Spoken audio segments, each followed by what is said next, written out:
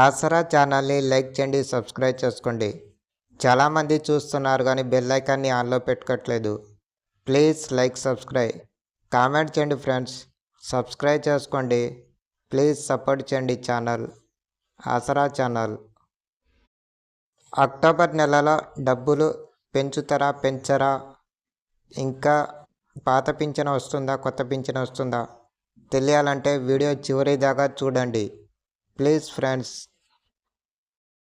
October నెల పింఛన్స్ మాత్రం కొత్తగా పెంచరు అనిపిస్తుంది. ఎందుకంటే పాత పింఛనే ఇస్తారనిపిస్తుంది.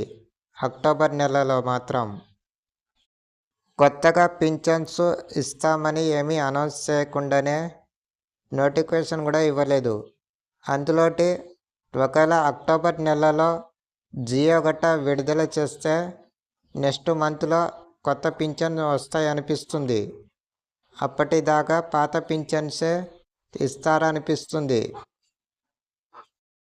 ప్రభుత్వానికి ఎలక్షన్లు ఉన్నాయి కాబట్టి ఎట్టాగైనా పెంచాల్సిన అవసరం వచ్చింది కాబట్టి ఈ నెలలో ఏదో ఒక న్యూస్ వస్తుంది అనిపిస్తుంది.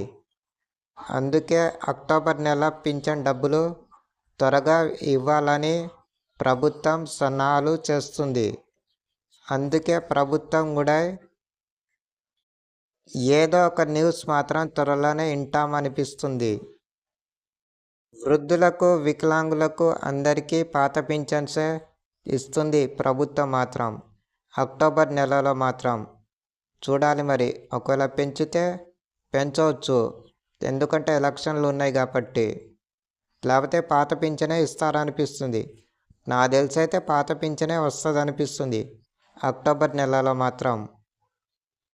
కొత్త వాళ్లకు ఏమీ అవకాశం ఇవ్వట్లేదు కానీ చాలామంది ఎదురు చూస్తున్నారు.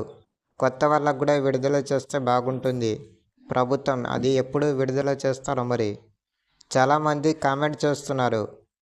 ఆసరా ఛానల్ని లైక్ చేయండి, సబ్స్క్రైబ్ చేసుకోండి, కామెంట్ చేయండి ప్లీజ్ ఫ్రెండ్స్. సపోర్ట్ చేయండి ఛానల్ని.